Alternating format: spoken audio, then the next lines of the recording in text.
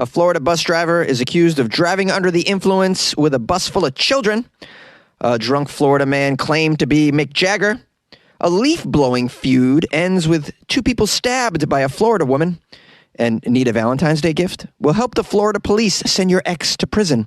These are the weird stories for Friday on Weird AF News, and they are all from the state of Florida, because Florida Fridays is a feature of this podcast. Yes, that's right. On Friday, we only do weird news from the state of Florida, our favorite place. Let's do it. A school bus driver, who is also a Floridaman, is accused of driving drunk with students on the bus. Yes, a Florida man driving for the Flagler County School District had to be arrested after he drove some middle school students home while under the influence of a little bit of alcohol. It might have been more than a little bit of alcohol. It's my guess. Let's find out. The Flagler County Sheriff's Office claimed the driver, Mr. Mark McNeil, age 60, was booked into jail shortly before 5 p.m. on Wednesday and had a blood alcohol content level of 0.32. Which is, dun, dun, dun, dun, can you guess? 4 times the legal limit in Florida. This guy was out of his mind drunk, out of his tree, out of his gourd. As we say in Boston, this guy was shit-faced. According to the sheriff's office, a coworker with direct contact to Mark McNeil reported smelling some alcohol on him and reported that to the supervisors. Investigators say that Mark attempted to pick up his school bus, but drove off in the wrong bus. That was the beginning of it. And then he proceeded along his usual afternoon route, picking up students with the wrong bus. Was it the short bus? Was it even large enough to pick up all the kids? The police said that McNeil picked up approximately 40 children from the middle school and began dropping them off at their stops. Well, at least he remembered where all the stops were. That's pretty good for someone who's 4 times the legal limit. I mean, considering where he could have took the children being under the influence of all this alcohol, pretty fortunate he took them home. I mean, he could have drove them to the water park, drove them up to Georgia. I mean, who knows? He could have drove them into the ocean. He's a Florida man after all. Oops, right off the dock. Now, it says here, after he was reported drunk, for some reason they didn't stop him from getting into a bus. They just said he smelled like alcohol. Oh, there he goes, off in the bus. Oops. Apparently his supervisors were trying to contact him via the radio system in his phone, and he ignored all of the attempts by the supervisors to speak with him while he was on his route. And then when he got back to the school, he exited the bus, fell to the ground, complaining that he couldn't breathe. He had a medical issue. He was then transported to a hospital. The police were notified. The police, of course, arrived at the hospital. And that's when the bus driver, Mr. McNeil, attempted to flee the scene, but was arrested on hospital property. So, okay, there's a lot to this. He was charged with driving under the influence with passengers under 18. Oh, boy. Fortunately, no injuries were reported, and my guess is those children had the ride of their life. I'd imagine he probably cranked up the motley crew. I'm on my way. I'm on my way. Home, sweet home. To jail. The police arrest a very drunk Florida man who claimed to be Mick Jagger. The police have arrested a man who declared that he was Mick Jagger in downtown Naples on Monday. According to the Naples police, Eugene Bigham was disrupting in a number of downtown Naples restaurants, including Ocean Prime and Yabba's. At Ocean Prime restaurant, he yelled at a guest, tried to fight others at the bar area. At Yabba's, Eugene is accused of trying to get on stage during some sort of live performance. Well, if he thinks he's Mick Jagger, he's got to get on the mic and do his thing. I come to your emotional rescue. The Naples police found Eugene walking near the bathrooms on the north side of Cambier Park after a woman told the officers A drunk man in a red shirt is yelling at people. He's claiming he's Mick Jagger. He's telling everybody he's Mick Jagger. Well, let me tell you something, officers. I'm a fan of Mick Jagger. I've been to a couple of shows in my time, and he doesn't move like Mick at all. Really? He doesn't have the hair, and he certainly can't move his hips like that. I love the way Mick moves his hips. This drunk man isn't moving his hips like Mick. In fact, he keeps bumping into trees. The police found our Florida man, Eugene, who thinks he's Mick Jagger, and a struggle ensued because you can't always get what you want. Eugene was placed under arrest, and he vomited in the back of the Naples police patrol car. Oh, no. Because if you stop me up, I'll puke in your car. It says here, as one of the officers was walking back to the patrol car, the manager of Yaba's, a nearby restaurant, informed the police that Eugene was kicked out of his establishment 3 times that day for being disruptive and drunk. 3 times! Because wild horses couldn't drag him away. Yay! A leaf-blowing feud ends with 2 people stabbed and a Florida woman arrested. Palm Bay, Florida. A woman was arrested and accused of stabbing 2 people and pushing an elderly woman in a feud over leaf blowing. Kyung Moulton, age 66, is accused of stabbing these people who live across the street from her. According to the affidavit, Moulton told the police she came home in the afternoon and found leaves on her front lawn. Oh, that's a good reason to stab 2 neighbors. You got leaves on your front lawn? Okay.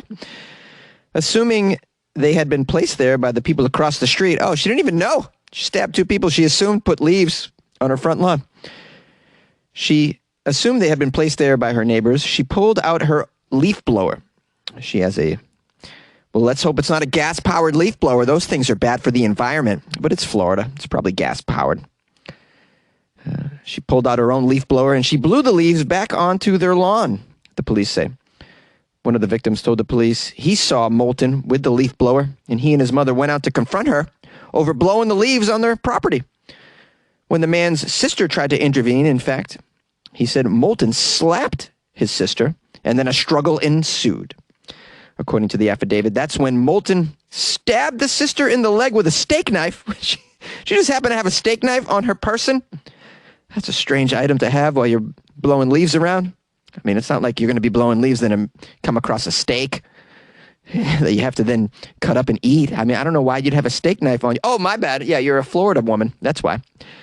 So the neighbor witnessed his sister get stabbed with a steak knife in the leg. He tried to help his sister, and then he felt himself get stabbed by this lady in the arm. She just went poke, poke, all over leaves. Now, Moulton, the Florida woman star of our story, who can't seem to not bring a steak knife to an altercation with neighbors, she apparently then pushed this guy's mother to the ground as well. So she stabs 2 of them and then pushes the mom to the ground. Moulton denies stabbing anybody with a knife. I didn't stab anybody. I blew leaves at them. I blew the mother over with it. The mother must have gotten in the way of my blowing, and she fell over. I didn't do anything of the sort. I would never bring a steak knife to a conversation with neighbors. But apparently there's surveillance video. Yes, you need surveillance video in the state of Florida. The video shows the confrontation as it went down, including Moulton pushing the man, the struggle with the sister, the mother falling to the ground as if she'd been pushed. It doesn't show anybody being stabbed, and police say they did not recover a knife of any sort. Now, when I first saw the title of this story, I assumed someone stabbed the person using a very loud leaf blower, because they're very annoying. And for some reason, everybody thinks the time to use the leaf blower is 7 a.m. I don't know. I missed the meeting where everybody agreed this was the time you have to start your leaf blowing activities, 7 a.m. Yeah. I missed that meeting. Hey, what time should we do the leaf blowing? The noisiest thing we could do. Hey, we voted that leaf blowing and chainsaws should be used at 7 a.m. What time should we fold the towels? 3 p.m. It's a good time to fold the towels. You like podcasts? You're listening to my podcast. Maybe you thought to yourself, I'd like to make a podcast. Too difficult? No, not with Anchor. Anchor has free creation tools that allow you to record and edit your podcast from your phone or your computer. Anchor distributes your podcast to Apple, Spotify, Stitcher, and more.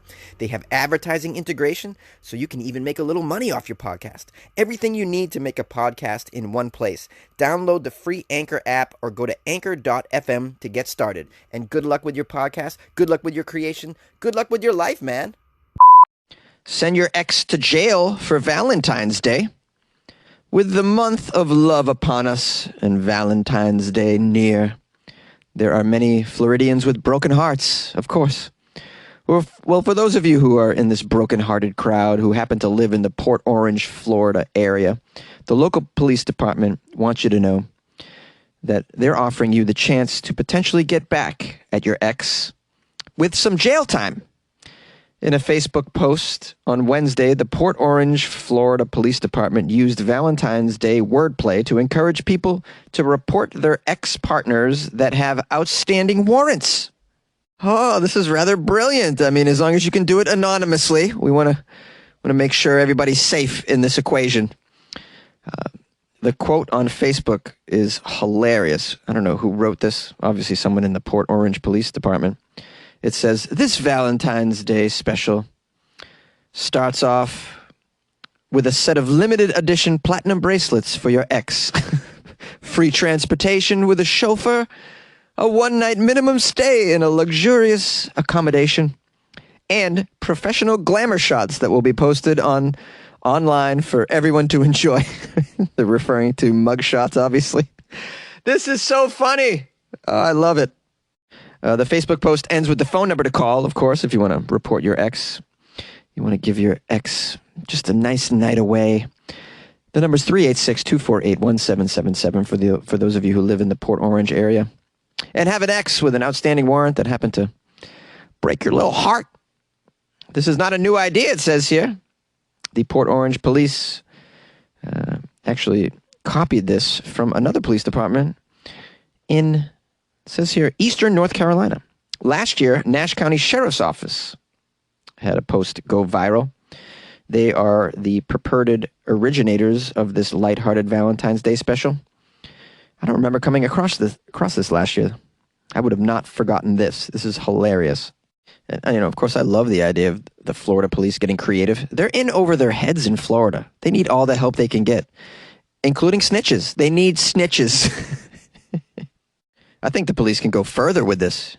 Like, offer somebody to actually drive the squad car when you pick up your ex. And then you can interrogate him at the station. How about that? Hello, my friends. Thank you for listening to this episode of Florida Friday, and thanks for sending me Florida-related articles and links. I really appreciate that. Made my job a little easier. If you'd like to send me stuff, my email is funnyjones@gmail.com. You can always call the show as well, 646-450-2012. If you would like to support the show, there are a few ways. Tell a friend to listen to Weird AF News. Tell them about Florida Friday. That's a very fine feature of our production here, is the Florida Friday episodes. You can also support the show by joining the Patreon, patreon.com/weirdafnews, where just for a couple of bucks a month, you can get that good feeling that you're supporting a 5-day-a-week weird news podcast that records inside a closet by a Bostonian living in Los Angeles who's usually in his underwear and highly caffeinated. Just sweating it out in here, guys, is what's going on. I've uploaded a lot of articles and videos to the Patreon this week, so there's tons of new content in there. Plus, you get to watch my Ask Jonesy Anything video, which is a little bit scandalous, I've heard. So that's kind of cool. So check out the Patreon. You can also go to weirdafnews.com and click on the Patreon link as well. I hope you're having a lovely weekend, or you had a nice weekend, or you're about to have a nice weekend. I don't know what you're doing for the Super Bowl, but I hope it's a good time. Don't drive home drunk, please. Try and take it. If you're going to do some chemicals, make sure you're at a place where you can stay over, or you have someone driving you home. Okay? It's very important. All right. I love you guys very much. Have a great weekend. And I'll see you on Monday. Go Bengals. Hello, weirdos. It's Cupid, also known as Michael from Iowa City, telling everyone Here's your chance to show your love for Jonesy. Monday is, guess what? February 14th, Valentine's Day. So I'm challenging everyone to show some appreciation and some love for Jonesy and the Weird AF News podcast. Everyone's got the weekend to go and do some last minute shopping for their sweetheart, for their lover, their wife, their husband, their girlfriend or boyfriend. But what about that other special person in your life? That one that you spend 15 to 20 minutes with every day. That one that you go to for that quickie. That one that brings you so much joy. Who am I talking about? I'm talking about Jonesy. That's right, the one who always puts a smile on your face, who brings laughter into your life and puts a big heart inside your own heart, a big smile, a big laughter, a big bit of joy to your everyday listening pleasure. Show some appreciation for Jonesy. Hop on over to the Weird AF News website or go over and join the Patreon. Show some appreciation and show some love for Jonesy. That's right, you can do something as simple as joining the Patreon for as little as $2 a month, or you can get on there and buy Jonesy a cup of coffee. Do whatever you feel like you can do. Just show some love and appreciation for this good man who brings us some good news, some happy news, as opposed to the sad and depressing news of the other mainstream news media. So it's just a little small challenge and a way to show some love and appreciation for the man who spends his days thinking about making other people happy. All right, everyone, this is Cupid, always otherwise known as Michael from Iowa City, issuing everyone a challenge to show some love for Jonesy and the Weird AF News media platform to help Jonesy launch his empire into the stratosphere. Take care, everyone. Love each other and show your love for your fellow man by getting vaccinated and boosted and wearing a mask. Stay happy and healthy and stay safe. Love you all.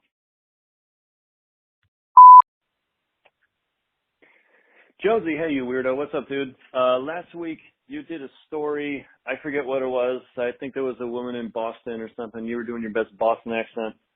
I'm not even going to try that, I'm going to do Southside Chicago accent, because that's just the way I talk, so here you go. The question was if any listeners knew the scientific reason why the Hulk is green, and I don't know if anybody's called in to answer this yet.